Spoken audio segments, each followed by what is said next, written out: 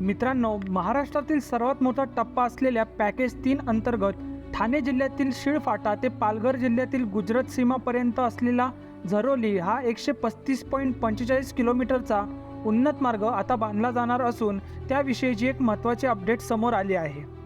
याबद्दल सविस्तर वृत्त असे आहे की मुंबई अहमदाबाद बुलेट ट्रेन मार्गातील उन्नत मार्ग बांधण्याचे कॉन्ट्रॅक्ट आता L&T कंपनीने जिंकले असून या कंपनीची 15,697 कोटींची निविदा नॅशनल हायस्पीड कॉर्पोरेशनने मंजूर केली आहे। या निविदेअंतर्गत 3 उन्नत स्टेशन असून ते म्हणजे ठाणे, बोईसर आणि विरार असून येत्या 4 वर्ष 2 महिन्यांच्या कालावधीत ही तीनही स्टेशन्स उभारली जाणार आहेत।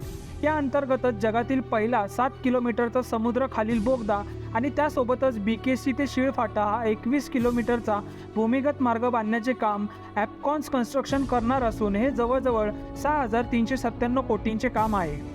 आता आपण जाणून घेणार आहोत की पॅकेज 3 मध्ये कोणकोणत्या कामांचा समावेश आहे, परंतु त्याआधी तुमच्यापैकी फक्त 2% लोकांनी चॅनलला सबस्क्राईब केले आहे, तर चॅनलला सबस्क्राईब करा आणि आपण वळूयात पुढच्या व्हिडिओकडे।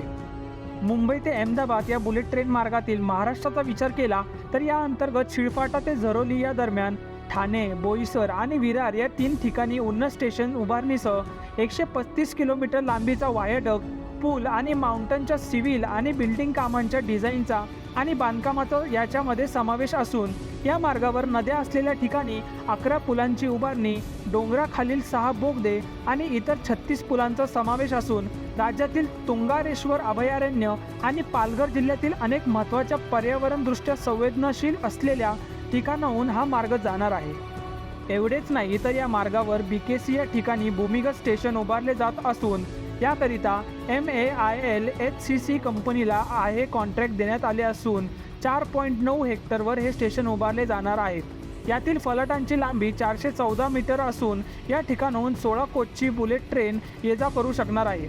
या प्रकल्पामध्ये महाराष्ट्र सरकारची 25% अर्थात 5,000 कोटींची हिस्सेदारी आहे। तर मित्रांनो, पंतप्रधान नरेंद्र मोदी यांचा ड्रीम प्रोजेक्ट असलेला अहमदाबाद ते मुंबई बुलेट ट्रेन प्रकल्पाबद्दल तुमचे काय विचार आहेत कमेंटमध्ये सांगायला विसरू नका।